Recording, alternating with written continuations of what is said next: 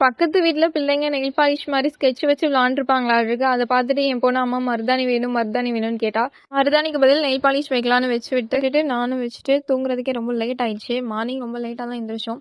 எப்பயும் எங்க அத்தை தான் கோலம் போடுவாங்க. அவங்க வேலைக்கு போனப்ப மட்டும் நான் போடுற மாரி இருக்கும். நமக்கு கைக்கு வந்தத இழுத்து விட்டுருவேன். அதான் நம்ம போடுற கோலம். அப்புறம் பாப்பா பசிக்குதுன்னு சொல்லி கேட்டனால, பாப்பாக்கு ஒரு குட்டி தோசை ஊட்டி விட்டுட்டு நானும் 2 தோசை ஊத்தி சாப்பிட்டேன். இதான் எங்க வீட்ல காலை டிஃபன். அப்புறம் ஆஃப்டர்நூன் லஞ்சுக்கு அரிசிலாம் ஊற வச்சுட்டுருந்தேன். அப்பதான் நோட் பண்ணேன், நம்ம காது திருகாணி வந்து லைட்டா லூஸா இருந்தது. எங்க அம்மா எனக்கு ஒரு ட்ரிக் சொல்லிக் குடுத்தாங்க. திருகாணி லூஸா இருந்துச்சுன்னா, வெள்ளப்பூடு இருக்குல்ல, அதில குத்தி நம்ம காதுல போட்டோம்னா டைட்டா இருக்கும். நான் அதுக்கு பதிலா கம் இருக்கும்ல, அதில குத்தி போடுவேன். அது எனக்கு ரொம்ப வருஷம் கலராம அப்படியே இருக்கும்.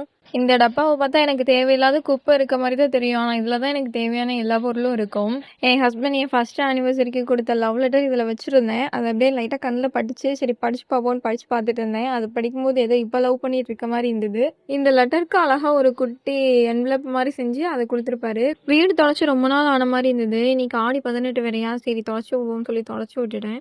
அப்புறம் ஆஃப்டர்நூன் லஞ்சுக்கு பருப்பு சாதம் ரெடி பண்ணிட்டு, பாப்பாவ தூங்க வச்சுட்டு, துணி துவைக்க வேண்டிய வேலைலாம் இருந்துச்சு. அதெல்லாம் துவைச்சு போட்டேன். இன்னைக்கு வீடியோ அவ்வளோதான். நெக்ஸ்ட் வீடியோல பார்ப்போம். டாடா, பபாய்.